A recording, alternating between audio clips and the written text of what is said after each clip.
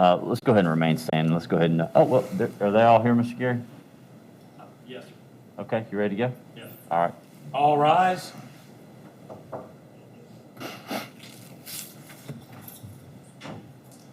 All right, please come to rest. Mr. Wester, we had stopped for lunch, and you are still under oath and back on the stand. Okay, sir? Yes, sir. Mr. Williams, you can begin your cross.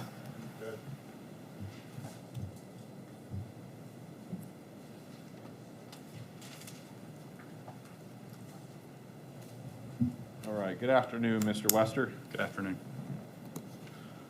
We, towards the end of your direct examination, Mr. Davis was asking you, and you were answering him some questions about how you were a proactive deputy when you were with Jackson County, correct? Correct. And I believe that's how you described it, that you were proactive. Yes, sir. And you explained why. This is home for you, right? Jackson County. Yes, sir. That is correct. All right. You come from a law enforcement background. Your father has a successful career in law enforcement, correct? That is correct. Specifically in narcotics while he was in Jackson County, correct? Yes, that is correct.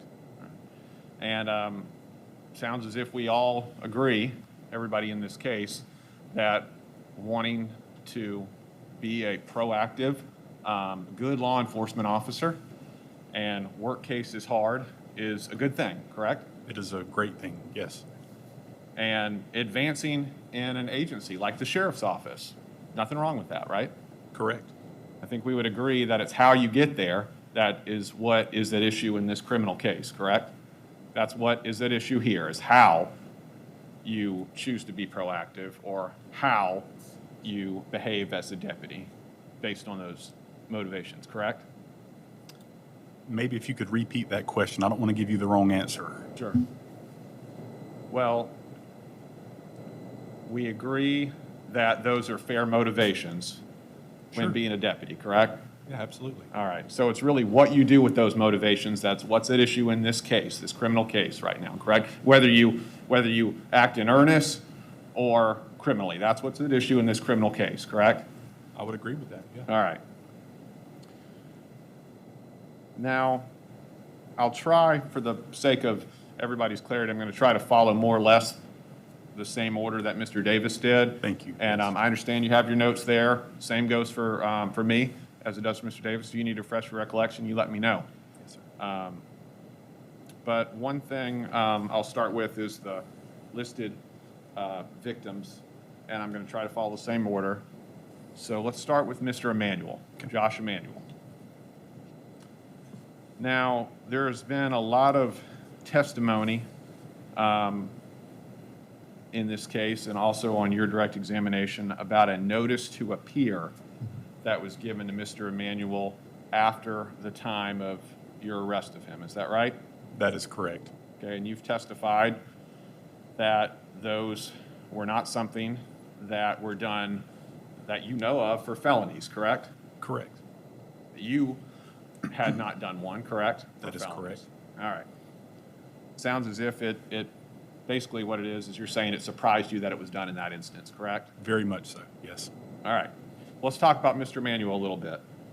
No criminal history, correct? And you discussed that with him, correct? Yes. Okay. That, of course, would be a factor on a monetary bond, which is what would normally happen, correct? Correct. All right. Mr. Hodges, Lieutenant Hodges, who you're saying was the one who made that decision, correct? Yes, sir. Okay. He reported to you that he knew Mr. Emanuel since he was a little boy, 7 or 8 years old, That is correct. and grew up in some kind of a church community with him, knew his mom, correct? Yes, sir. And you looked at his arms on the video, and you didn't see any indication of drug use on his arms, in his behavior, in his appearance. Right. When you made the stop, he told you before you ever discussed the possibility of getting in the car, he told you there was a firearm in the car, correct? Yes. Sorry. He was, and you said it on the video, correct, that he was cooperative and seemed straightforward with you during that interaction on the video, correct? Absolutely. Yes, he was. Any reason, based on your observations and what you knew, that he would have been a flight risk in the criminal case after you charged him? It would be hard to make that judgment call within the few minutes encounter that I had with him. I'd never seen him before this traffic stop. Mr. Hodges knew him a lot better, didn't he? I would agree with that, yes. Okay, understood. He still was charged criminally, wasn't he? Absolutely, yes, sir. Okay, Lieutenant Hodges didn't get rid of the criminal charge, did he? The notice to appear Correct. addresses bond and how they're going to come to court, isn't that right? That is right. All right, and that's all he dealt with that you've testified to, correct? That is correct. All right.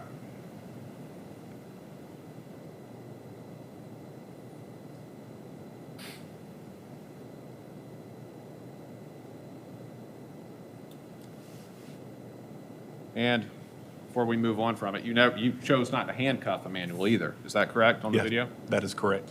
All right. There wasn't a flight risk at the scene. Yeah, I would agree with that. He was not at the scene. Now, on Mr. Emmanuel's video, we've seen it. It's a partial video. Do you agree with that? I would agree with that. How did that happen?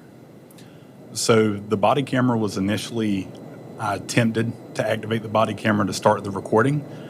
In the recording, you will see about a 30-second, about a 30-second period where there is no audio. There is nothing but video. After the body camera had experienced what I believe is what's called a reset function, the camera was back operational. I was able to double tap the center button and the video started recording as it should. And as it starts recording, we see where you are, and then we see you go back and make contact with Mr. Emmanuel and Trooper O'Pry, and you mention that syringe and that bag, correct? Correct. But it's clear from the video that that's not the first discussion of it, that prior to the video recording, it must have been discussed as well. Yes, sir, as I testified. All right. So that means that you had already been around on the driver's side car and had the chance to be in the area that you said you first saw it, correct? When I was retrieving the firearm, that is correct. But that's not on your body camera video, is it? It is not. And the beginning of the stop's not on the body camera video, is it? It is not.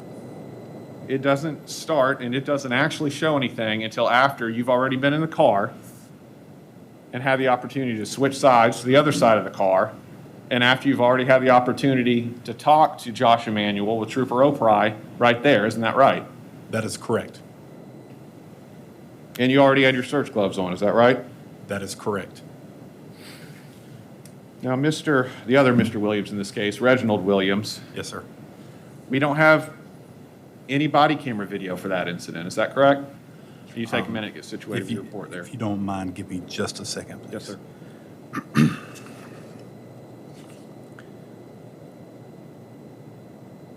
It is my understanding that there was no body camera footage provided in this case.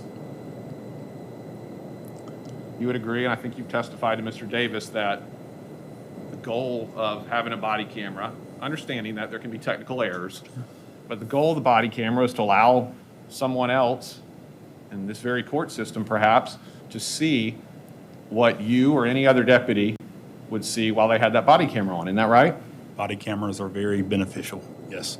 Not for Reginald Williams. We don't have one, right? So why don't we have one for him? If the body camera video for Mr. Reginald Williams would not have been deleted from the server, this jury would have had a chance to review that body camera. Who deleted it? Mr. Williams, I don't know. All I can attest to is whenever I start the video and I upload it to the server, what happens to it after it leaves the server, I'm not in control of that. If someone deleted it, did they delete the front part of the manual video? Did they go in and delete that as well? Mr. Williams, I've already testified as to the first part of that Emmanuel video, and I made it very clear that the body camera experienced a malfunction. It wasn't something intentional, and to go back, if you don't mind, Yes, sir. I'm not going to stop the course of a traffic stop for a body camera to reboot and begin recording again. That's not good from an officer safety standpoint, and it's not good, period, to just stand there idle, waiting for a body camera to start back up. Understood, but you're also dealing with people's constitutional rights. That's what your training manual said, correct? Absolutely. Okay, so Josh Emmanuel's constitutional rights are important. You agree with that, right? Very, yes. All right. And his rights to challenge evidence in a criminal court setting are important, aren't they? I would agree with that, yes. Okay, like they should be for everybody, right? For every single person, yes. Okay. But, again, we'll get to Mr. Williams in a minute, but back to Emmanuel. For the reasons you've explained, you didn't choose to reactivate your body camera for Mr. Emmanuel. Is that right? Yes, sir. The body camera was reactivated. That's how the jury was able to see the remainder of that traffic stop. Well, why weren't we able to see the first part of that stop? That's what I'm asking about. Right. Yes, sir. So I don't work for Axon. I'm not an Axon body camera technician. So all I can testify to is the facts of what took place in that particular incident, where it appeared to experience what we were taught in our training as a reset function, and the body camera was unable to start recording. And as soon as it got to a spot to where the camera was rebooted and I could restart the video, I did that as soon as possible. And it so happened that missed the part where you would have first gotten into the car and had a chance to see the syringe in the baggie. Is that right? Can you repeat that? And it so happened that error occurred at the time that you would have first gotten in that car and first had the opportunity to see the syringe and the baggie. Isn't that right? I would disagree with that. That's not when the error occurred? I would disagree with that. Then why isn't it on the video? Mr. Williams, I've explained this to you 3 or 4 times now as far as why that is not on the video. You said it was because of an error. Is that right? That is correct, yes. Okay. And the error occurred at the time that otherwise your body camera, you're saying, would have shown you go into that car and see that item for the first time. That's when that error occurred. Is there some reason you will not answer that to the jury? The body camera error occurred as soon as the traffic stop was initiated. Okay. You know what? Let's move on. Okay, great. Let's move on. Mr. Williams is one that we don't have one on, and you're saying that it was deleted from the server, and that's why we don't have one at all. Is that right? Yep, and I just want to be clear so the jury understands. By no means am I saying that someone deleted that video with some ill intent. What I am testifying to is that it was common for the body cameras, once there was a certain threshold within the server, for the body camera videos to be deleted. By no means am I saying it was deleted with ill intent. Why would they have deleted, if someone did, would it have been somebody, a person, a staff member who would have done that? Well, it would have had to have been a staff Okay. member. Why would someone have deleted, in this instance, let's talk about Reginald Williams. That's Sure. what we're talking about. Sure. In that one, that clearly pertained to an arrest, correct? Yes, correct. Okay. Why in the world would that have been deleted? I wish I knew that answer. You didn't take any photographs on that department-issued camera, did you? I did. And we don't have those for the case file for Mr. Williams, do we? If it's not been provided, I would assume not. You mentioned that the meth in the lunchbox was in a hidden compartment. Is that right? That is correct. Did you photograph that hidden compartment? That sounds unique. I wasn't there, but based Sure. on your description, that sounds unique. I did not photograph the hidden compartment, no. Mr. Williams said he was going to work. Do you dispute that? I don't dispute that whatsoever. Yeah, after all, he had his lunchbox, correct? That is correct, yes, sir. And Mrs. Laster, who was with him, says that she tried to videotape this on her phone, record it on her phone. You told her to put it away. You dispute that? I dispute that 100%. But we don't have a video from your camera either, do we? That is correct. So neither one of you have any video evidence of that stop. All we have is your report and what they say. Is that right? Yes. For Mr. Van, he actually consented to the search before you ever even asked. Is that right? He did, He yes. told you about his criminal history. Yes, he He did. told you what he'd been in prison for. Yes, sir. For meth. He told it to you. You didn't He really did. have to push him on it, did he? I did not. Okay.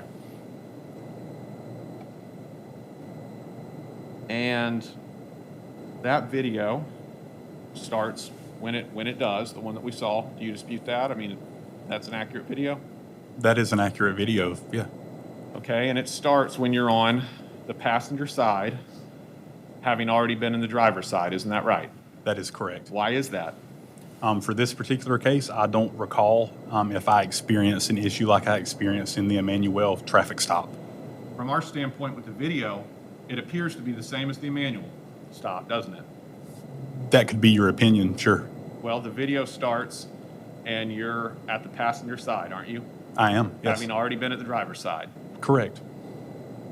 And we see on the van video that when you're searching the passenger side and you reach into that center console over that door that opens out towards you, that's when you allegedly find that black baggie of meth. Is that right? That is when I found the black baggie of meth, correct. You didn't find it when you were around on the driver's side and that door was open, faced further away from you.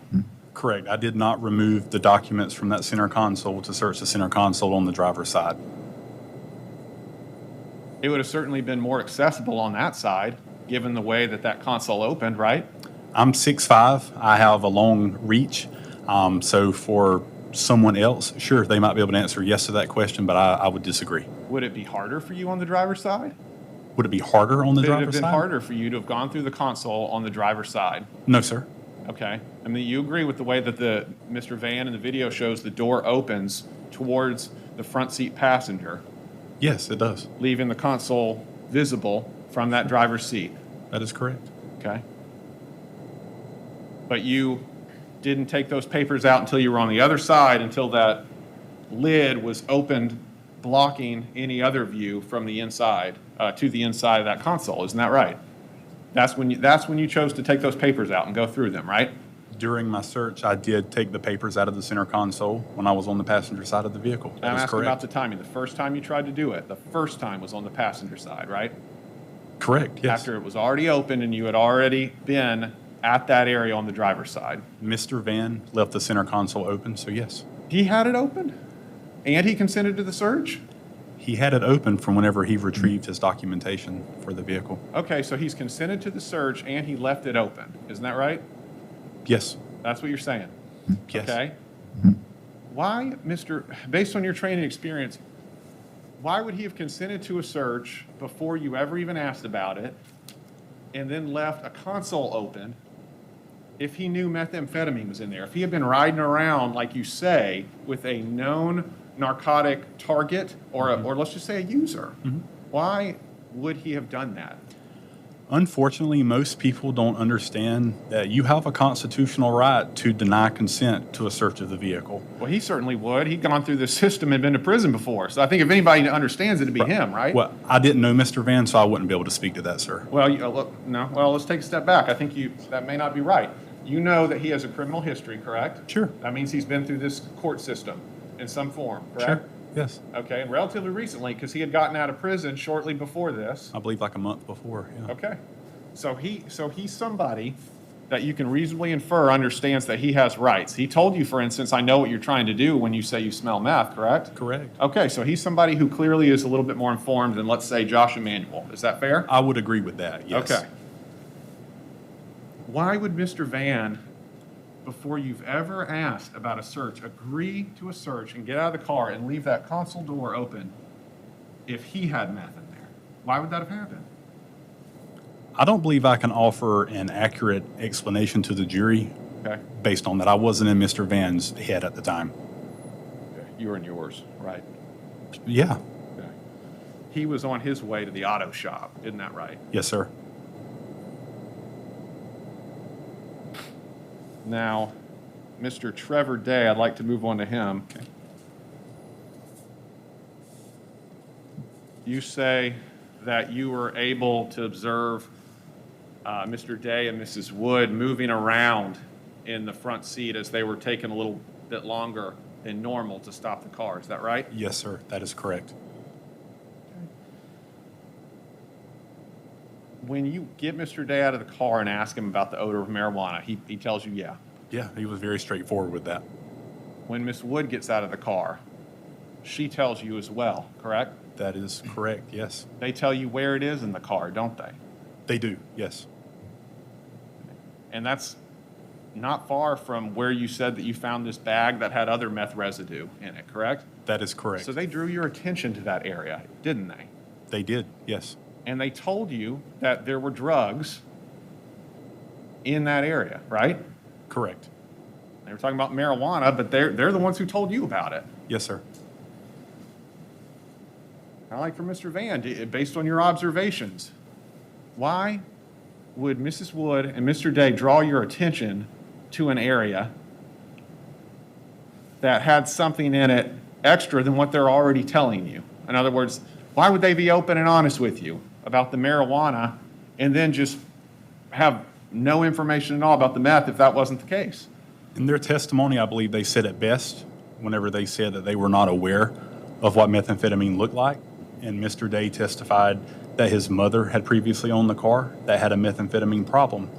Please understand, when you're in constructive possession of narcotics, whenever you are driving the vehicle, you are in control of every single thing within that vehicle. So, Mr. Williams, there's a very good chance that Mr. Day was unaware of the presence of methamphetamine, but nonetheless, after the vehicle search, it was present. Why didn't you go find the mom and arrest her if you believed that was true? Mr. Williams, you are an assistant state attorney. I feel that you should know this. The mom was not in possession of the vehicle at the time. So how could I, in a courtroom, articulate probable cause for the arrest whenever Mr. Day was the registered owner of the vehicle and he was in possession of the vehicle? How could I arrest the mom, sir? You claim that you believe you understand what constructive possession is? You're Somewhat. you're aware that it requires a knowledge element. It can't be accidental possession. You know that, Right. don't you? Okay. You just told this jury that if Mr. Day had it on the floor and didn't know it was there, he can be charged with constructive possession. That's Right. not what constructive Right. possession is it? And Mr. Williams, that is the great thing about the judicial system, and that is a great thing about your job. You were an assistant state attorney. I was a deputy sheriff. All I had to have was probable cause to make an arrest. And then, Mr. Williams, that was, in all due respect, for the state attorney's office to go through the facts of the case to present it to a jury. Well, the facts, as you understood them at the scene, is you believe that it was accidental possession. That's what you just told this jury, that you believed it was accidental, yet you still arrested them for it. After I read him his Miranda rights, and let me stop, I believe it was after I read him his Miranda rights about the conversation that took place with his mom. I do not have the ability on the side of the road and on a traffic stop to go through every single story, every single line of a story. I had the probable cause to make the traffic stop. I had the probable cause to make the arrest. I effectuated that arrest, and it was handed over to the judicial system of the 14th Circuit. Mr. Wester, you know that you don't have to make an arrest at all on a traffic stop if there's not a clear indication of that you're arresting the right person. That's what your training manual said, correct? That's what it says, that your job is not simply to arrest somebody. It's to find the right person, if that can be determined, and arrest that person. That's Sure. what the manual says, correct? And I guess what you're alluding to, Mr. Williams, I'm is not alluding to it. This was a state's exhibit. Let's Okay. start with this. Do you remember that exhibit? Your I do. training manual. Yeah, I do. Do you remember that portion that Mr. Chris testified that he trained you on, you demonstrated you understood that it was important to arrest the right person, not just to arrest someone? Do you Correct. remember that part? Correct. Okay, that's the part that I'm asking about. Yeah, and Miss Wood and Mr. Day were in the front of the vehicle where the methamphetamine was recovered. But you've already testified to this jury that according to you, that your theory was that because mom had been in the car at some point and mom had been a meth user years before, that even if they were in accidental possession, that you went ahead and arrested them. That was your theory that you testified to the jury about. I did, and here's the thing. Every time I pulled someone over, if they said, oh, that's mom or that's dad's or that's my cousin's, there would never, I can't say never, the majority of the time, there would not be an arrest made in a narcotics possession case. Most of the time, they deny knowledge. So, Mr. Williams, you're presenting to this jury that in the First Circuit where you work, that if someone says that they didn't know about the narcotics, you're just going to drop the case on every single narcotics charge that comes on your desk? Sir, you know that's not what I'm saying. It sounds to me that's what you're saying. Okay, well, thank you for your input. And I'll remind you, as you're aware, that I ask the questions and you answer them. Sure. Okay? You'll agree to that? I do agree with that, yeah. Okay, and you agree that you've testified to this jury that you didn't even believe that Mr. Day and Mrs. Wood knew about the meth on the floor, but you still arrested them for it. They were in the area where the methamphetamine was recovered, so yes, I did effect a probable cause arrest. Well, you were too, weren't you? What? You were in the area where the meth was recovered, weren't you? In fact, you were the last person that was there. When I was searching the vehicle, that is correct. Before I found the methamphetamine, yes. Okay, so according to your theory, you're also subject to that as well, aren't you? Here's the Aren't you? thing, I was in the lawful scope of my duty, okay, and I was, and on a traffic stop, whenever you take possession of narcotics that you have seized, you are technically in legal possession of that because it is in the scope of your duties at the time. Well, that's if you really got it there. That's what's at issue in this case, isn't it? That's your opinion, Mr. Williams. No, that is what You're- is at issue in this case to this jury, is to determine whether or not those drugs were really there or whether or not you put them there. You Right. would agree that is the issue. Right, and I'm testifying to this jury today that the drugs were there. I did not put the narcotics there. We're well aware of what you testified for. I'm asking, do you agree that that's the issue? So that logic would apply to you as well if you were someone who had last been there, right? Any law enforcement officer that searches a vehicle and recovers narcotics, they are going to be the last law enforcement officer that was in that area when the narcotics were recovered. Well, what if we had a video of it? For instance, the day stop. What if we had a video that showed you find those things in those areas? Sure. And Mr. Williams, whenever you look at the day stop, you can see when the video stops, for whatever reason, both of my hands are in plain view. But you haven't found anything, have you? At the time that the video stops, I'm not sure, Mr. Williams. I want to say that at the time of the video stopping, no, I had not found anything. Okay, fair enough. And at that point, after it stops, but for the backup deputy's video, we wouldn't have anything else to show where you were going or what these people were saying. Isn't that right? That is correct. And that video shows you going back to your patrol car during the search before you've ever told them that you found methamphetamine. Isn't that right? To retrieve my test kit box. That is You correct. hadn't told them whether you had found anything or not, had you? Mr. Williams, there is no policy and there is no state statute dictating that an officer has to do that during a traffic stop. I agree. I don't dispute that. Sure. But you haven't told them that, have you? No, I haven't. Okay. So let's take the fear stop, for example. As soon as Deputy Day finds what he finds, and brings it to your attention on that video, as soon as that happens, you go back and you detain them and let them know about it, correct? Correct. Okay. So there are clearly instances where you're able to do that and bring it to people's attention right away. True. That is correct. Now, I'd like to ask you about the Richard Driggers Okay. stop. Like Mr. Day, like Miss Wood, he admitted to marijuana, didn't he? Yes, sir, he did. He didn't dispute that, can't remember what the traffic incident was. I think his headlights weren't working. I believe he had one headlight. Yes, sir. Yeah, he didn't argue with you about that, did he? No, he did not.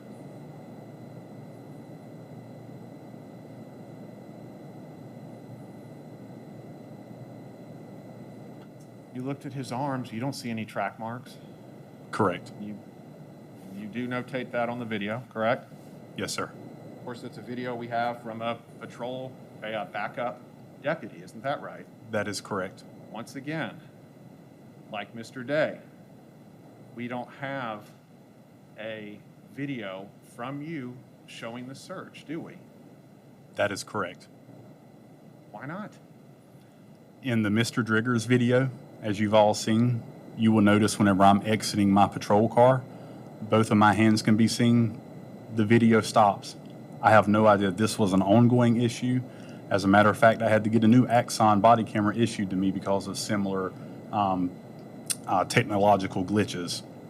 So the technological glitch for Mr. Driggers, like Mr. Emanuel, happened it happened to occur when you would have searched and the video would have shown you find these things in these people's cars. Isn't that right? It could have happened halfway through. It could have happened at the end, but the glitch that I experienced did happen after I had issued a written warning and it had finished printing out and I was exiting my patrol car. And once again, we're unable to actually see you find anything at all in the Driggers arrest. Isn't that right? Yes, sir. That is correct. In fact, without deputy, now trooper, but Maloney, we wouldn't have anything other than your word, correct? That is correct. And the Driggers, then we'll stay on Driggers. Sure. But like all the others, you would agree that it is an awesome and an incredible power to be in somebody's car, searching it for something that could lead to a crime, and they have no right to be in there and observe it. You would agree with that, correct? It's a great responsibility, yes. And your manual specifically draws your attention to that, but you don't dispute that. Is that right? That is correct.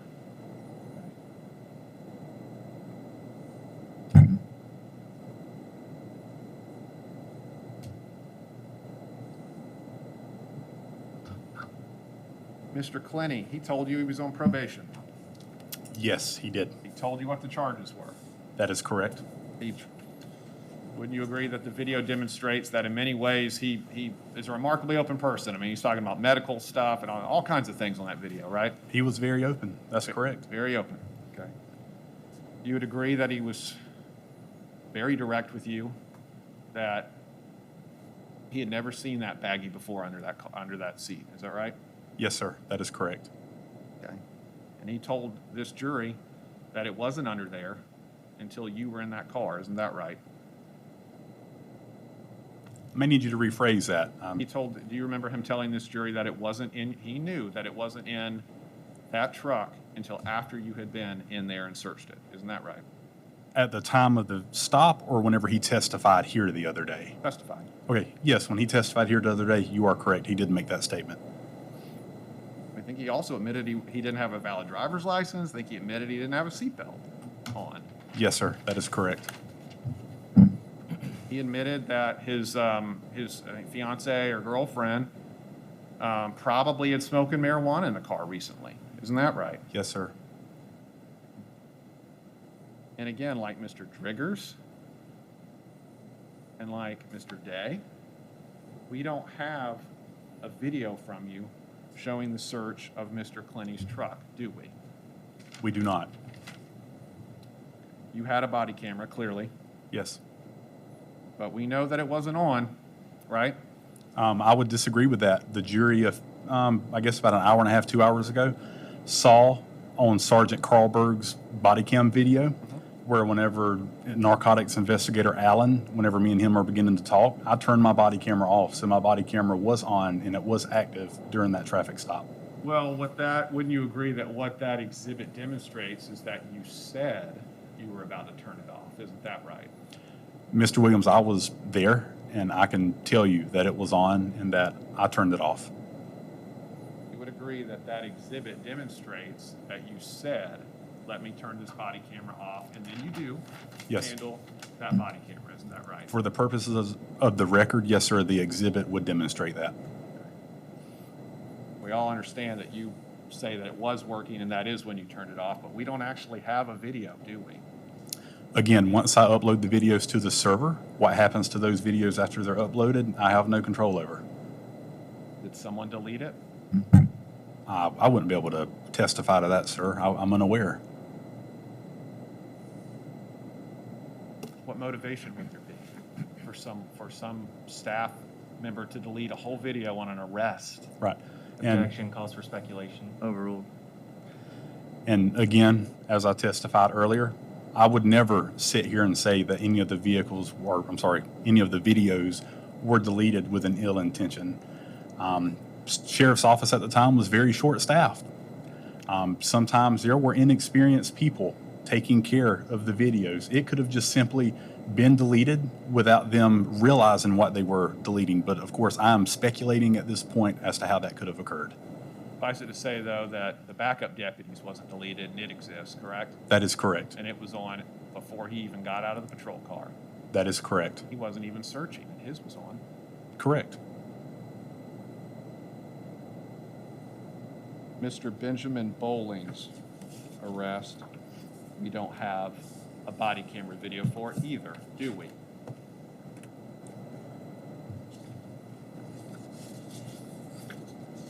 No, sir, we do not. Like Mr. Clenny, like Mr. Driggers, other people in this case, they consented to a search of that car, he and Mrs. Shelley, is that right? Yes, sir, that's correct. Mr. Bowling even agreed with you that he believed he smelled marijuana. Sure, He didn't try to deny that he smelled an odor of it, is that right? that is correct. You heard their testimony that they saw you search the car briefly, first in the driver's side. Is that right? That's what they testified to, correct? And then they testified that they both saw you walk across behind the car on the way to the passenger side, and that's when you got search gloves and put them on, and it was only after that that you allegedly found methamphetamine. That is what they testified to. And we don't have a video in it. Why don't we have a video in it? Mr. Williams, during your investigation, I'm sure you have found this out, the 2017 videos, you claim that there are no videos from the year 2017. Well, what is your answer for that? My answer is there was a body camera video. It was uploaded to the server. I believe at the time I still had a Pro Vision camera. And once it was uploaded to the server, it was up to the whoever was in charge of taking care of that to take care of it. Okay, so it's the same situation as it is in the Clenny arrest, is that right? That is correct. But Clenny wasn't in 2017, he was in 18. That is correct. And I had an Axon body camera, and as the video demonstrated, the body camera was on and activated and recording. For Clenny? For Mr. Clenny, yes, sir. We don't have that video. That's the issue, is we don't have a video for Bolin, we don't have a video for Clenny. You mentioned the year 2017 having some significance, but Clenny is in 18. Right, And we don't have a video there either. right. And as the jury saw a couple hours ago from Sergeant David Carlberg's backup body cam video, I turned my camera off. We saw you move your hand. No one disputes that. We saw Sure. on that video, you move your hand and you said what you were doing with it, correct? That is correct. All right. Now, you said for Mr. Driggers that it's not, when he denied that the meth was his, you said that it's not uncommon for people to deny something criminal that they're doing. Isn't that right? You said that for Mr. Driggers, didn't you? Yes, Okay.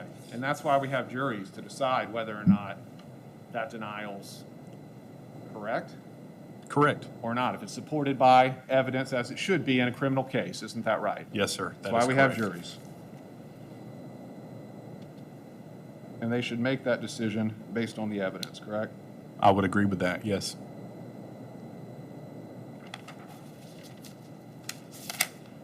We come to, next to Mrs. Teresa Odom. Okay. I'll let you get your report there, so I know we'll probably spend an extra moment on this or so. All right, I think I'm ready, Mr. Williams. I'll let you get settled. Okay, like several of the other listed victims in the case, she consents to the search of her car, doesn't she? Her She truck. does. She does, yes. She mentions that she's got $5 that's missing in that video before you find anything. Isn't that right? That is correct, yes. She's specifically drawing your attention to her purse or her pocketbook because she's missing $5. Isn't that right? Correct, yes.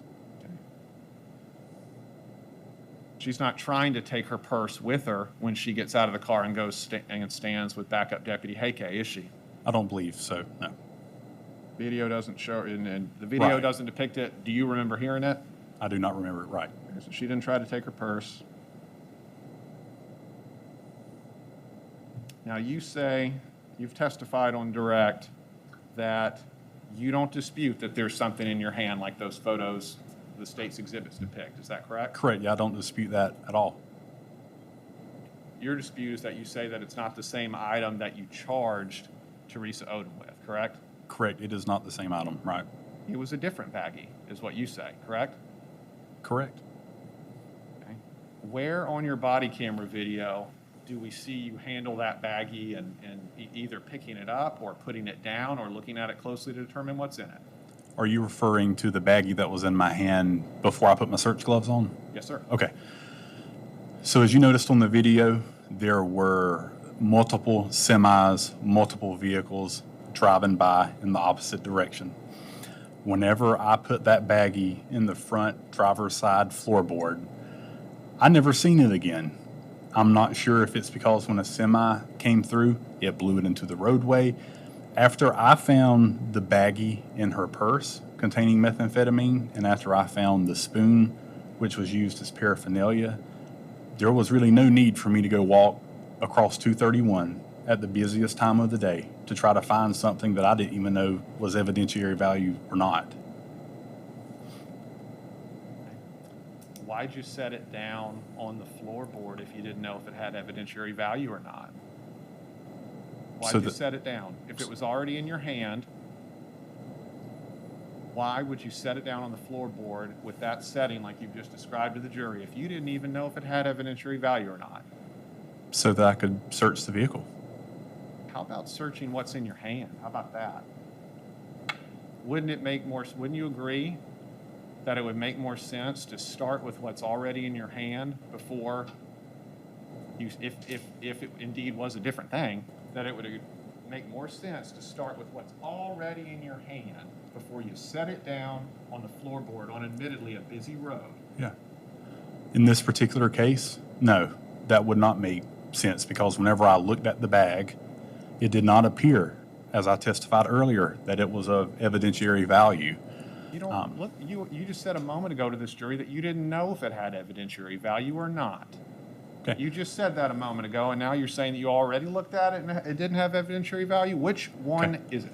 So, as I just stated a couple seconds ago, it did not appear to have evidentiary value. I did not examine it. I did not open it up at this point and examine it. It did not appear to be of anything of evidentiary value.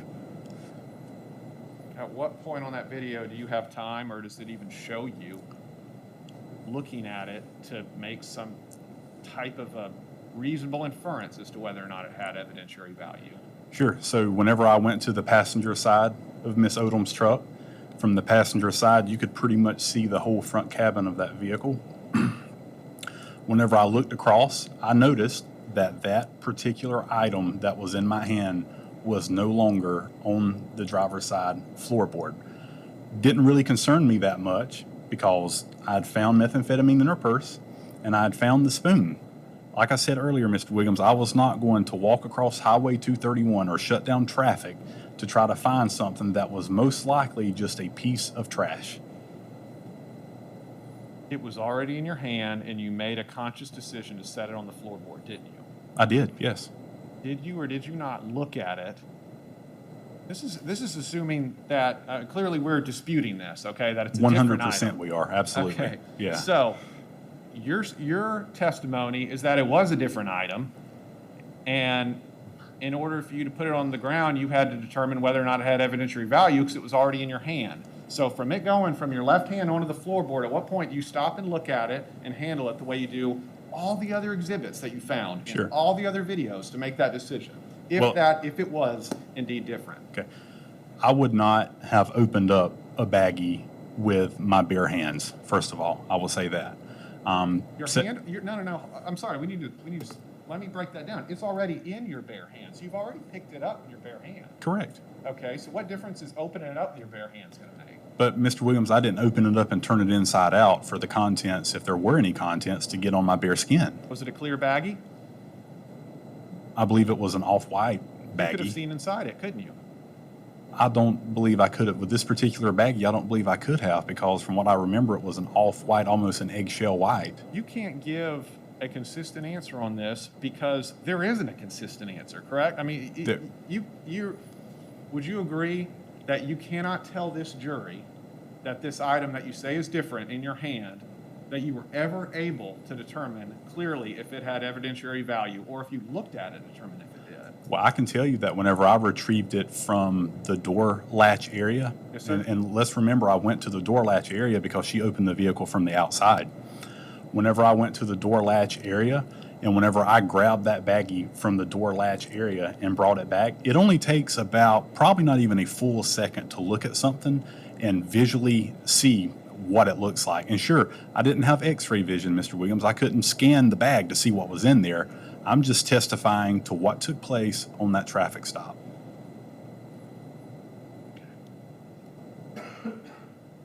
Was it ever in your hand? Was there anything different in your hand other than what you claimed you found in her purse? Was there even a second bag? Just tell the story. Was there ever even a different bag? What are you asking? Are you asking if the bag that I recovered from the door latch was different than the bag from her purse? I'm asking if there ever even was a second bag. Was there ever anything other than that bag, same bag being palmed in your hand that you later put in her purse and acted like you found out of that purse? Okay. So what you just presented to this jury is I'm absolutely asking you absurd is a and not question, really. factual at all. Stop. Ask the next question, listen to the question, answer the question. That's for the court reporter's sake. We got to keep a transcript. There's no way she can do it that way. That's fair. Go ahead. I owe you, as every other witness, that courtesy, and the court reporter will do my best. And Mr. Wester, your report doesn't document a second bag, does it? It does not. The video never shows you speaking to Deputy Heike about a second bag, does it? It does not. Or the female deputy who's later on scene, does it? It does not. And you never mention a second bag to Mrs. Odom, do you? No, I do not.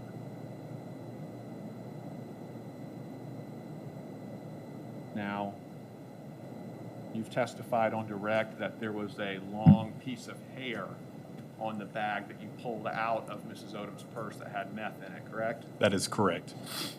She had several hairbrushes in there, didn't she? From what I recall, I believe there were one or two, yeah. Okay. And the video shows what it shows, correct? That is correct. Okay. Now, you say that the hair, in addition to being on the outside of the bag, was also inside the bag, which was closed shut. Is that right? That is what is depicted on the photograph, correct. Okay.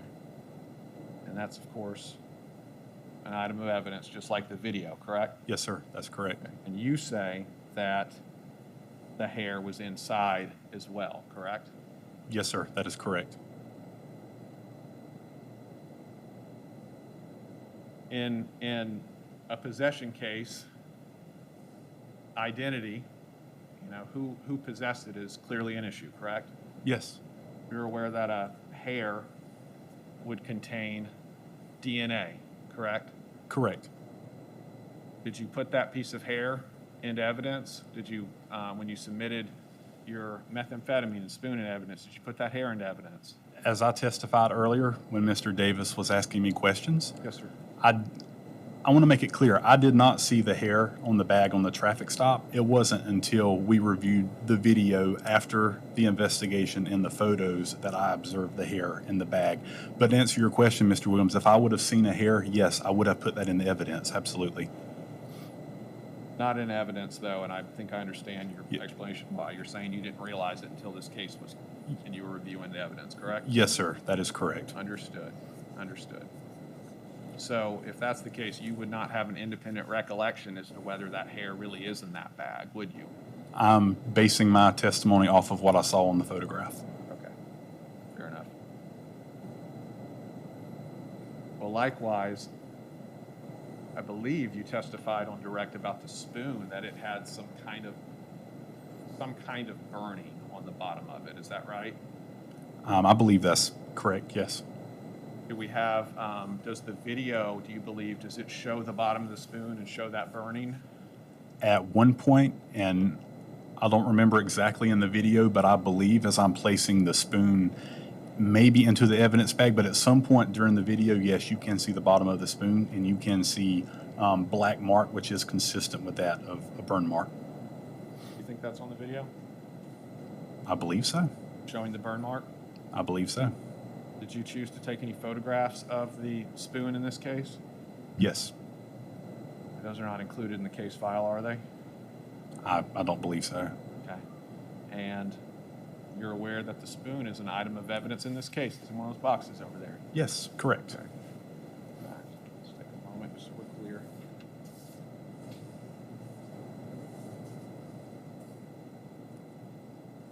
For the record, we've already introduced it, but 9C 1 through 3 are the seized items. 9C 1 through 3 are the seized items for Mrs. Odom, correct?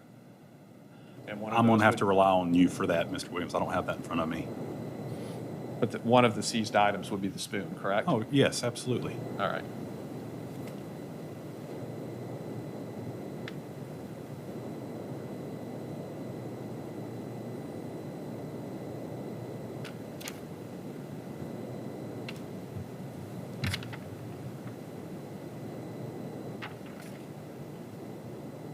I'd like to ask you some questions now about Mr. Fears, James Fears. James Fears. Okay. Now, we saw the video, and we've seen it again more recently because of Deputy Lee, correct? Yes, sir, that's correct. Earlier this morning. And he testified that, of course, this case, we all know, is a little bit different because this is the only one where we have another deputy who's actively searching, right? Yes, sir, We that's agree? correct. We agree on that. And Deputy Lee said that he did direct your attention and ask you to come over to the back passenger side of the car, right? Yes, sir. That's after you had been at the driver's side for a little bit, beginning your search, is that right? Yes, sir, that's correct. Okay, so then you see it on the video, you do just that, you go to the back passenger seat, correct? Yes, correct. And you said that you reached under that seat and you were looking around in that area, correct? Correct. And you don't dispute that our view, meaning the body camera view, is blocked for a period of time. Yeah, I don't dispute that at all. You don't dispute being in that area, reaching down, and the camera being blocked for a period of time, correct? Reaching under the rear passenger seat, that is correct. Okay. And at that point, no drugs or capsules or anything like that have been found, correct? Not under the rear passenger seat, that is correct. Well, none have been found in the car yet, correct? Right, correct. Okay, that's what I mean there. I may have misunderstood you, I apologize. Understood. Well, then you return back to the driver's seat, correct? Yes, sir. Continued your search. Yes. You moved that seat forward, correct? Yes, the driver's side seat, yes. Yes, sir, driver's side. And that is when you directed Deputy Lee to slide the seat forward on the front passenger seat on his side, correct? Correct. And then that allowed him to look under that seat from the back passenger seat where you had previously been. Yes, sir, that is correct. And it was only then, for the first time, that anybody finds any meth in that car, correct? That is correct. After you'd already been in that area, isn't that right? Correct. Behind the front passenger seat, like directly behind it, it appeared as if there were several items of paper and there was even a clear tray. I don't even remember what was in the tray.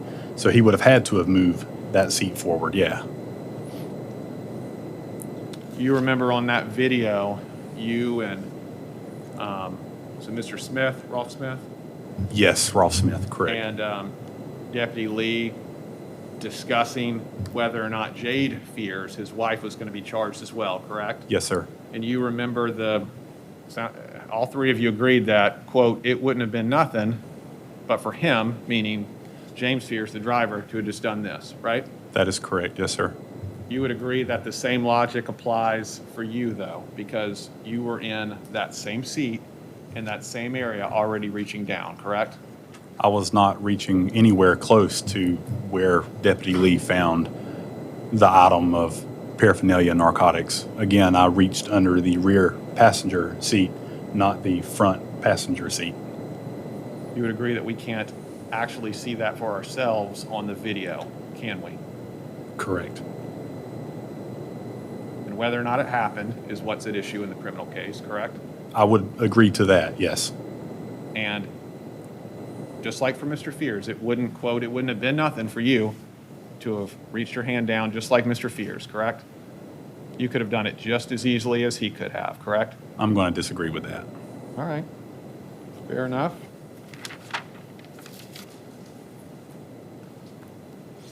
Mrs. Kimberly Hazelwood is one I'd like to ask about next. Yes, sir.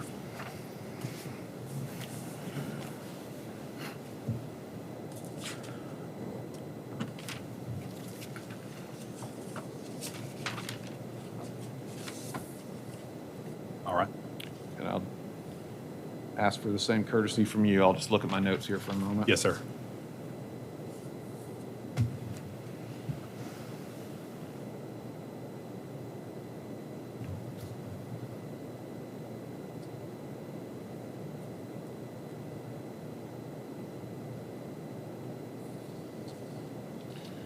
Let's start with the canine alert. Okay. believe that was Dylan Jackson who ran K9 Solo, is that right? Yes, sir. And we all see it. Sounds like we're all in agreement that there was a legitimate alert, a passive alert at that point, correct? Yes. On the driver's side door. Yes, sir. We don't dispute that that was the only window that was open. Yes, sir. And you recall the testimony from Deputy Jackson that the dog is alerting to the odor of narcotics, correct? That is correct. It may or may not indicate the presence, correct? Yeah, sure. It's just the odor. That is correct. And Jeremy Hazelwood was right there, correct? Yes. The window was down, and it was the only one. Yes. You had also been there, hadn't you, on I that had. driver's side? I had. And you had your hands all over their driver's side window area as depicted on that video, correct? Correct.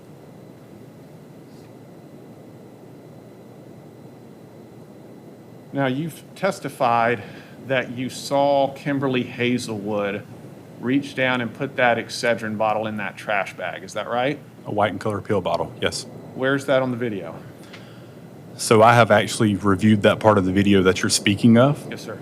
I believe that it was probably 2 or 3 times from me going to Mr. Hazelwood's side, back to my patrol car, and back up to Mr. Hazelwood's side. During the course of that, the body camera doesn't pick it up, okay? But whenever you look through the back window, you will be surprised at how a body camera, how it darkens things. And you have to remember, a body camera sees a narrow field of view. It sees what it wants to see. So I was able to see that with my eyes through that back glass. Why didn't you give her commands to stop for officer safety? It Stop didn't- moving around. Because it was not a firearm, it wasn't. How would you know? Mr. Williams, in all due respect, I have never seen a firearm that resembled a pill bottle. What was in the trash bag? Had you gone through that yet to see what was in that? No, What about under the seat? Had you gone through that to see what was in that? no, sir, I had not. What about, horrible as it is to think about, what about in the diaper bag? Correct, yeah, Officer safety is always a concern, as it should be, yes. for any officer. deputy roadside. Correct? Yes, correct. That's addressed in the manual as well, isn't it? That is correct. You say that you saw her making those kind of movements down around the floor. Now, why didn't you give her commands to stop or get out of the car if that's what you saw? She didn't appear to be a threat to my safety or anyone else's safety at the time. What about her husband? I did not observe Mr. Hazelwood make any furtive movements. What if she had had a weapon, like a firearm or a knife? Are you asking what? Would that have, was that something that would be on your mind for officer safety? You're obviously a Sure. large physical person, Yes, sir. 6'5", large framed. She's not. We Right. all saw that.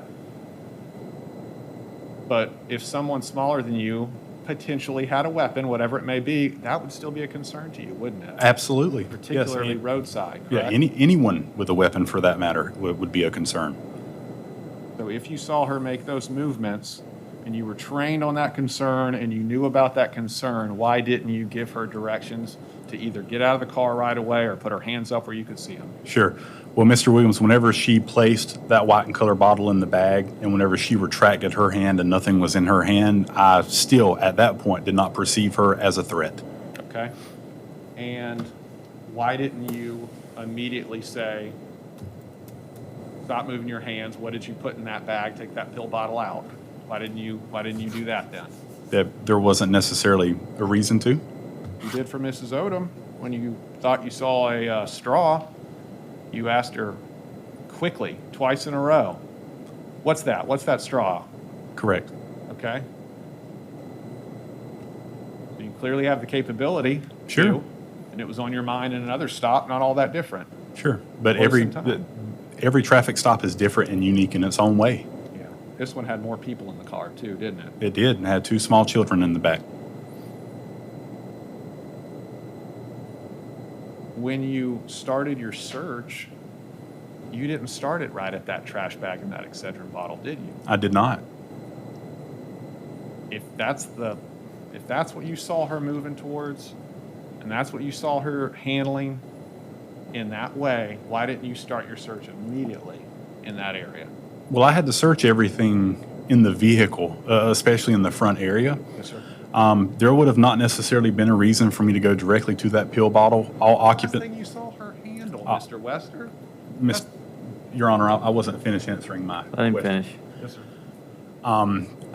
No one was going to come up and just grab that yellow bag and take the pill bottle. All right. All occupants of the vehicle, they were safe, they were secured. So I was not necessarily in a rush to search that pill bottle. It was there in front of me. It's not like it was across the vehicle in the back hatch. It was still in my general vicinity.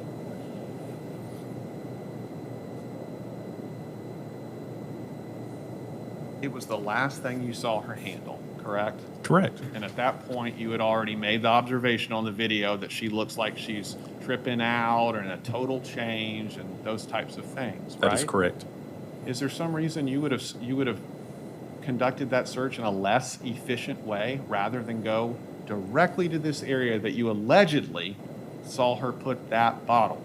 Okay. Well, you have to understand, just because I make a notation that I saw her put the bottle there, I'm not implying that there, at the time, whenever I observed it, I'm not implying that there was any criminal activity taking place. All right. So let's say, Mr. Williams, for example, if I would have went directly to the bottle and saw the suspected methamphetamine, I would have still had to finish searching everything in that vehicle. I agree with that. Right? But wouldn't you conduct your search in the most efficient and in the best way, Mr. Wester? I mean, that was the last place that you had seen her move. And it clearly was important enough for you to notice it if it happened, but you didn't start your search there. But that is why I started my search on the front passenger side of the vehicle. When you did look in that Excedrin bottle in the video, you didn't look very long, did you? Right. As I testified earlier, you can look at something, it probably doesn't take a second for you to visualize what is in a bottle or what something looks like. And you didn't say anything about what you had seen in the bottle during the video, did you? I did, actually, whenever I make the comment of, let me put this here, and I put the bottle in the front seat. At that point, I was retaining that for evidentiary purpose. Yes, sir, but that was after you had already put the top back on the bottle and put it back in the bag, wasn't it? Correct. So at first, I was contemplating on admitting the entire yellow plastic bag into evidence per policy. Actually, let me back up. It may not be per policy, but with the way I was trained, if you found something in one bag, technically you could take the bag, put that into evidence as well as what you found in the bag. But I thought about it for a few seconds, and I was not going to bother Miss Watson with putting in a whole trash bag full of trash into evidence. So that's why I retrieved the bottle from that bag. You put it back in a trash bag, closed the lid,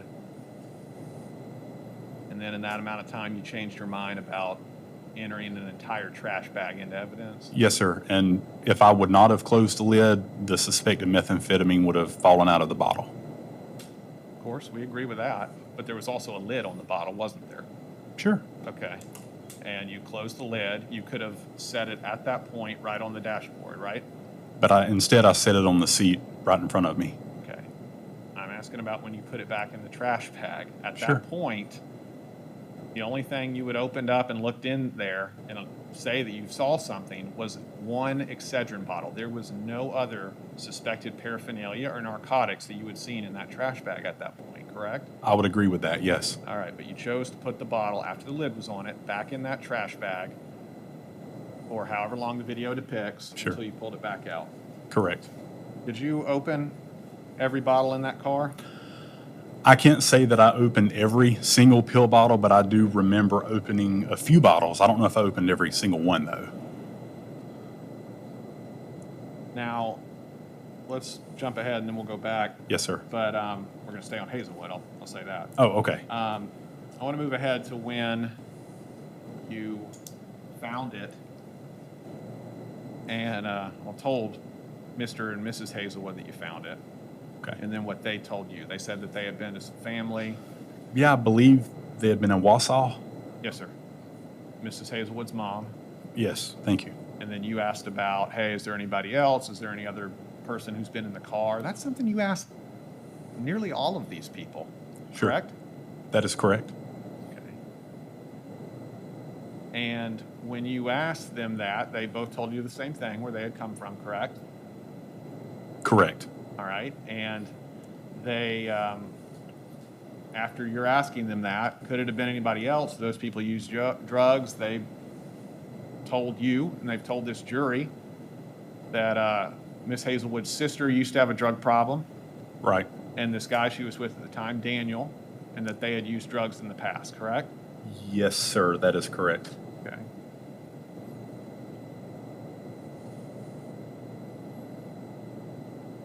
And you did make the statement to this jury that this particular stop, more than any other, I believe is how you said it, has had an impact on you because of the children and the involved in that, correct? Yeah, especially the emotion of Miss Hazelwood, yes.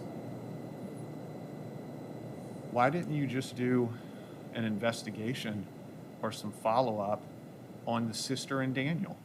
If they were possibly the source, if you believed that were true in any way, why wouldn't you follow up on that? It was out of my jurisdiction where, and forgive me, I forget the names you just mentioned off. I'll just refer to the relatives. They were out of my jurisdiction. And again, I'll go back to what I said earlier. Very common for someone to deny narcotics and try to put the blame on someone else. And that is why you hear me and see me. As soon as someone denies narcotics, most of the time I will be like, wait, is anybody else in the vehicle with you? Was anybody else in the vehicle with you? That's not necessarily an investigative technique, trying to build rapport with that person. But to answer your question, again, it was out of my jurisdiction. I had probable cause to make the arrest, and I made the arrest on Miss Hazelwood. Could it also be that when you're asking these people that you're trying to dispel their suspicion of the last person who was in their car, which would be you? I would not agree with that at all, no. You told this jury that you're asking them about other people who could have been in the car, even though that's not really a concern of yours. You don't really care about that answer because it's just about building rapport, correct? I would disagree with that as well, because there have been times where confidential informants have been made out of conversations like that. But to answer your question directly, yes, I do care about who else has been in the vehicle. Why didn't you follow up on it in any of these? Ms. Hazelwood, you say that these people are in a Yeah. different jurisdiction, but in any of these people that you asked who have testified that, on the video, you see it. You see them offer up somebody. Sure. Why didn't you follow up on any of that? In the Stephen Van video, that was followed up on regarding Crystal. Okay. Anybody else? Anybody else? Huh? Nobody? Not that I can recall, no, sir. You just arrested these people, correct? Yes. And you didn't notate in any one of their reports the people who asked that it be DNA tested, fingerprinted, or that they had even offered to provide a drug side urine test. And we all know that you can't. That's unreasonable. Yeah. Respect to patrol deputy, Sure. do that roadside. We all get that. But you did not document those requests of those people in your reports, did you? I did not. I was told at the time, again, this is the year 2016 to 2018, that the FDLE crime laboratory was limited on what they would accept.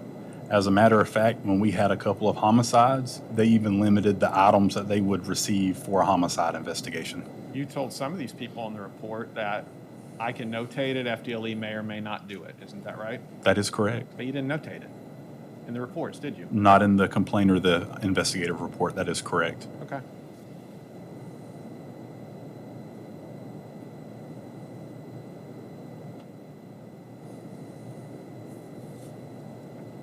Besides it, being done, because in fairness, you don't know if FDLE is going to do it or not. I agree with Sure. I agree Yes, with sir. that.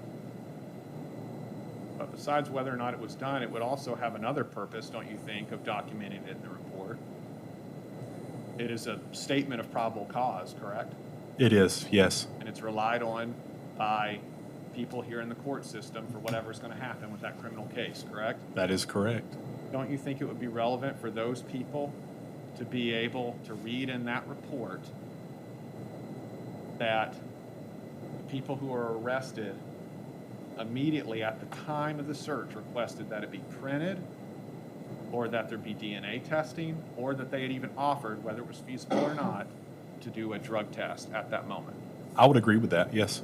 But you chose not to include that in your reports, isn't that right? Right, and that's why a copy of body camera footage is included with each report that's sent to the state attorney's office for their review. Not all of them, correct? There's several people in this. Sure. Okay, I would agree. all right. Mrs. Penn and Mr. Shaw, All right. Let me get there. Okay. all right, you said that the reason for the missing syringe, and then just for record purposes, we have, we'll say again that Mr. Shaw and Mrs. Penn only related to opportunity. They were not charged victims and are not to be considered as such. Yes, sir. So, regarding the missing syringe that did not make it into evidence, you say that was because Mr. Shaw said he was insulin or diabetic? That played a part into it, yes. You included other unused syringes, though, didn't you, in evidence? Yes, sir, because they were in close proximity to crystal methamphetamine. Well, technically they all were, weren't they? I mean, no single syringe was isolated. They all were at least next to one that, according to you, would have even field tested positive for meth, right? I would agree with that, Okay. yes. So they all were in close proximity. They were all together. Yes. The two separate locations, but they were grouped in the On same different way. sides of the vehicle, yes, sir. All right.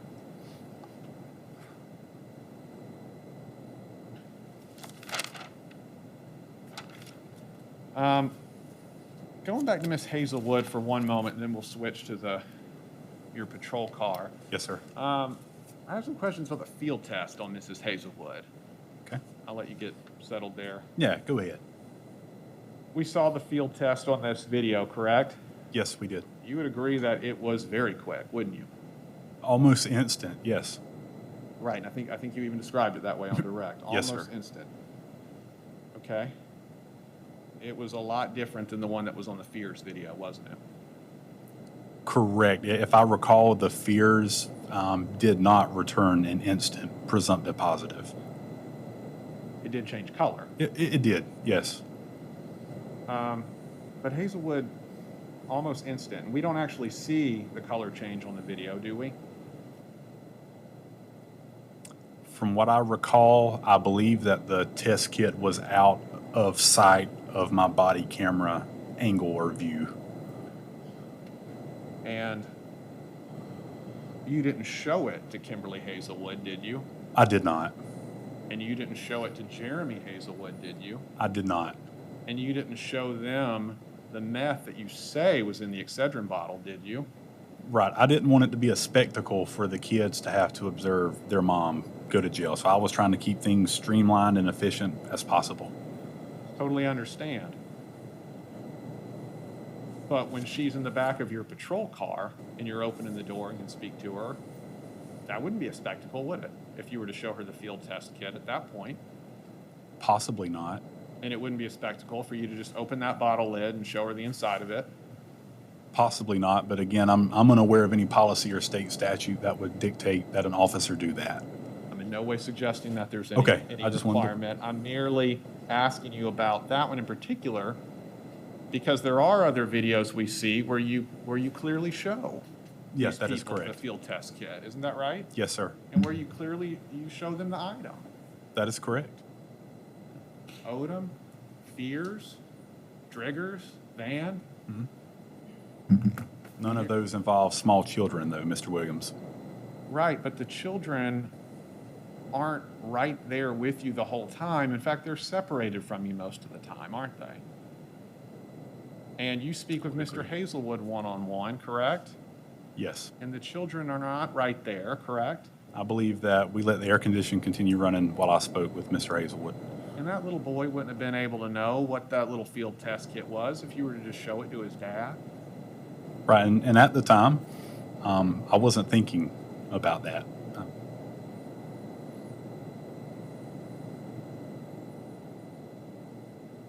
They were asking you, that they were expressing that they didn't know of anything in there and that she's never touched meth in her life, and they're expressing disbelief about it to you, correct? They were, yes. But you chose not to show them what you say was in that Excedrin bottle or the field test kit from it, correct? Correct. And once it was logged into evidence, it would have been made available to them in the discovery process. Right.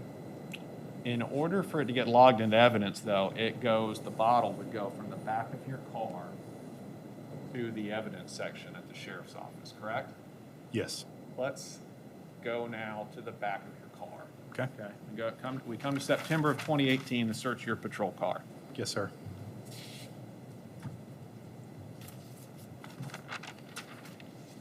Do you dispute what was found in the patrol car during the search that we saw in this case? Did you ask if I dispute what was found? Do you dispute that it was found in there in that location? I don't dispute that at all, no. What I do dispute, though, Mr. Williams, is the placement of the items recovered in the front passenger seat caddy. Okay. As I testified earlier, whenever I left the vehicle, it was in a different location. Where was it? Let's pick up there then. Okay. So the test kit, I believe there were 2 evidence vials, and there were 1 or 2 baggies. The 2 baggies were inside of an evidence vial. The test kit, the canister, and a black evidence glove. I believe there were a pair of black evidence gloves were left on the center printer console, and I believe you may have been able to see it in the video. Okay. I think I've got that then. You don't dispute that the field test kit was in that area, in the front seat? I don't dispute that. Do you dispute that it already had methamphetamine in it? I was in the process of testing the item, so I wouldn't, I believe, have a good basis to dispute that. No, sir. But there was no Q-tip swab in there, correct? Correct. There should have been actual product, not a Q-tip swab. Okay, and there were no broken up, I call them ampules, I don't know if that's right, but those little That's what I cells. call them as well, ampules. Okay, there were none of those in there, broken or unbroken, correct? From what I've seen on the video, that is correct. Do you dispute that that could be characterized as preloaded? In other words, there's some item in there before it's ever actually activated and is being used? I do dispute that 100%. As we saw in the video, we saw that the test kit didn't have forgive me, it may be 2, it may be 3 ampules. I don't remember how many those test kits had. Wouldn't have been the first time that happened. There have been times on a traffic stop where I have either put a sterile swab, where I've put content into the test kit and went to break it and there were no ampules in there. But to get back to your actual question about preloaded, and I don't want to, are you suggesting that it was preloaded for that test kit to be used at a later date without any ampules? Well, let me ask it this way. Yeah. I mean, you would agree that there's what we now know is methamphetamine in that little plastic sleeve, correct? Yes. Before any field test kit has actually been done, correct? Yes, sir. Correct. Okay. Right there with your gloves in the front of your patrol car. Correct. And there's also a clear canister with what we now know is methamphetamine there as well, correct? Correct. Unlabeled, Correct. no case number or any type of identifier on them, correct? As I testified earlier, I was in the process of separating the narcotics from the paraphernalia. Were these the same narcotics that you said you found at some park in Alfred? The Alford Recreational Park, Okay, and it was in a men's room, correct? men's restroom. Why didn't you just process those items there? Well, Mr. Williams, as I testified earlier, a call came in for a serious traffic crash on I-10. And then whenever I concluded that traffic crash, I was dispatched to another traffic crash. From the best of my memory, it seems like bad thunderstorms were coming through that day. And I think that was the result of I think that's what caused the traffic crashes. Okay, well, once you get back to the sheriff's office, why'd you, it was a lot of material. a lot of Multiple bags, items. Canisters, pipes, knives. That's a lot of evidence to go through, isn't it? It is quite a bit, yes. Why would you choose to do that in the front seat of your patrol car? Because my thermal printer and my computer were right there. My patrol car served as my office space. It was very seldom that I would go to what you're referring to as the squad room, that I would go to the squad room to process evidence. Whenever I would finish processing the evidence in my patrol car, printing everything off from my thermal printer, then I would go to the squad room, make sure the bags were filled out properly, make sure everything was taped with evidence tape, and then place it into an evidence locker. But this wasn't if it indeed was a seizure, this was not an ordinary seizure. This would have been one of the largest drug seizures of your career at Jackson County, correct? I'm not saying it's the largest, but it would have been one of the largest ones. Yes, It would not have been an ordinary seizure, correct? but it was abandoned property, abandoned narcotics. It was. Okay. What reports are there that demonstrate you being called to that location, or you reporting that you found something at that location? Yep. So whenever I was placed on suspension, I did submit a FOIA request, which is a public records request to the sheriff's office, requesting a mirror image of my computer from that day. Mr. Wester, let me start with it. The CAD reports, Yeah. you're aware of how he testified, Mr. Captain Arnold, about CAD reports and what purpose they serve, correct? Correct, but he also failed to mention the numerous issues we have had with CAD reports whenever a deputy would go in to process their reports and the case number would completely be missing. Okay. Well, there's no CAD report at all for you on that date that documents any recovered property or a seizure, is there?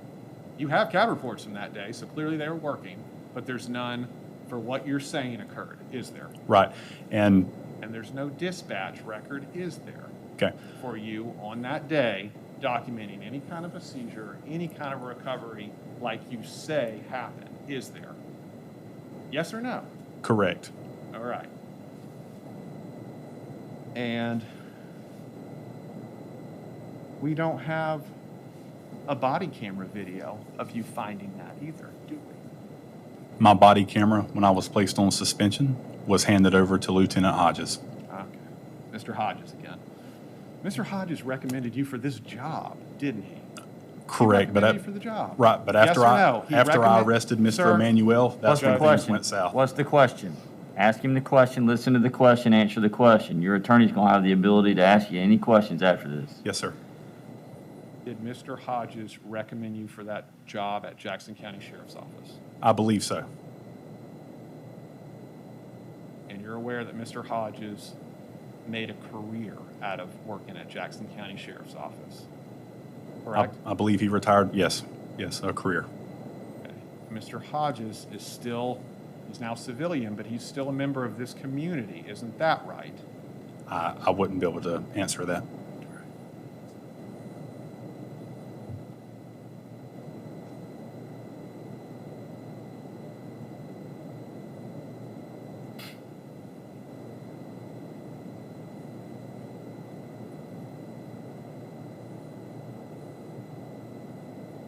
Nothing else, Judge. All right. Mr. Davis, you want to break before any redirect, or you want to go ahead with your redirect at this time? If it's going to be less than 10 minutes, we'll go ahead. If you think it's going to be more than 10, we're going to take a I recess. think it's going to be short, Your Honor. Okay, let's get it done. Thank you.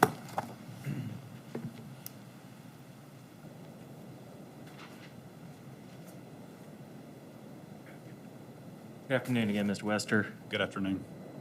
Just want to hit a couple of points with you. Mr. Williams was asking about the stop of Reginald Williams, and he referred to this hidden compartment, and he used your words from earlier. Yes, sir. Now, is this something that was kind of an after-factory little thing, or was it more what we were talking about earlier, like a zippered area where like maybe a cold pack would go? Yeah, it was a zippered area underneath the lunchbox where one of the square, slender cold packs could slide into, and that's what I was referring to as a hidden compartment. And just like when we saw when you were searching the truck in the Penn and Shaw video, there was at some point a lunchbox, and you kind of pull open the little side things, and so that's what you would do with a container like that, correct? That is correct. On Stephen Van, Mr. Williams was making a point about you being on the passenger side and looking into that console with it up and kind of facing you. But again, the car was parked on an angle, correct? Correct. You're 6'5".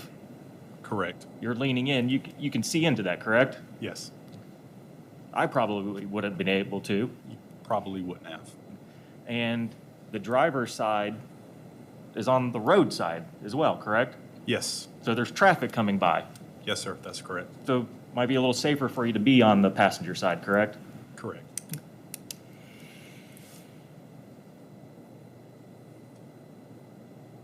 Joshua Clenny. Mr. Williams was saying that Mr. Clenny was being very honest with you. Sure. He was telling you about what was going on with his girlfriend. Sure. And in fact, we even saw him on the video. He claims to be the most honest person in the world. But it was also shown he has been convicted of crimes of dishonesty, correct? Yes, sir. That is correct.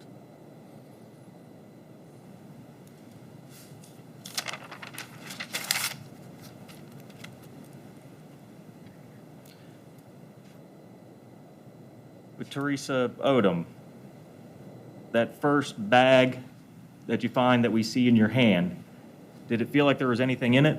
No, it didn't feel like anything was in it at all. So did that help you start to maybe think that there was no evidentiary value to it? That is correct.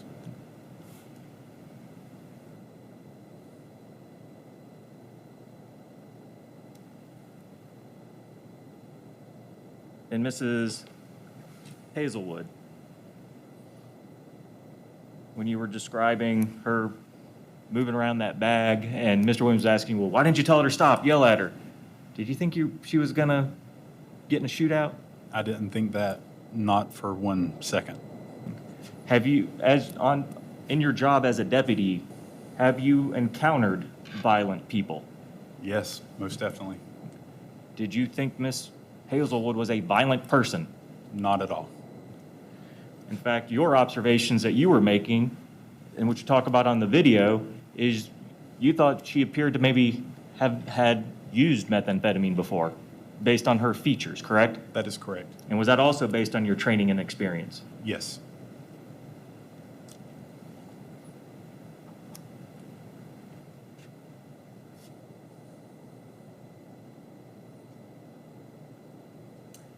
And Mr. Williams also asked you about, people asking about DNA testing and fingerprinting and things like that. Is that your responsibility to send things to FDLE for DNA testing or fingerprinting? No, not at all. Isn't that usually the prosecutor that does that? Yes, sir. That's correct. And then the syringe with Penn and Shaw. And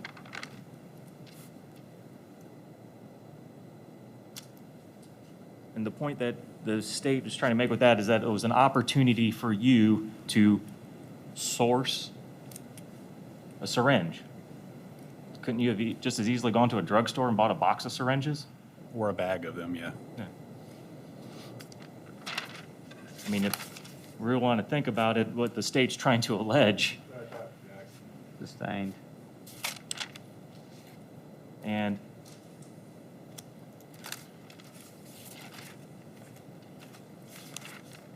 getting back to the search of the car, Yes, sir. Mr. Williams asked you some questions about that. And you testified and you answered his questions. You do not dispute any of those items were found in your patrol car, correct? Correct. And you're saying that they were all placed there legitimately during the course of your duties. Yes. And in fact, we even missed a couple of items to talk about, didn't we? Yes, sir, we did. Okay, there was also in the video, and in evidence, we saw there was a couple of beer cans. Yes. Tell us about the beer cans. The beer cans that were in the plastic evidence bag, they were recovered from a burglary call on the morning of August 1st, which would have been my last day technically at the sheriff's office. Both that call and the call from Alford Park were placed in a suspend status the day that I was placed on suspension. I never had a chance to process the beer cans either.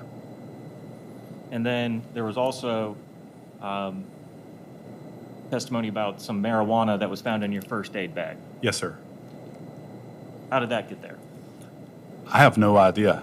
I don't recall ever placing a prescription bottle with the contents inside of that red first aid bag.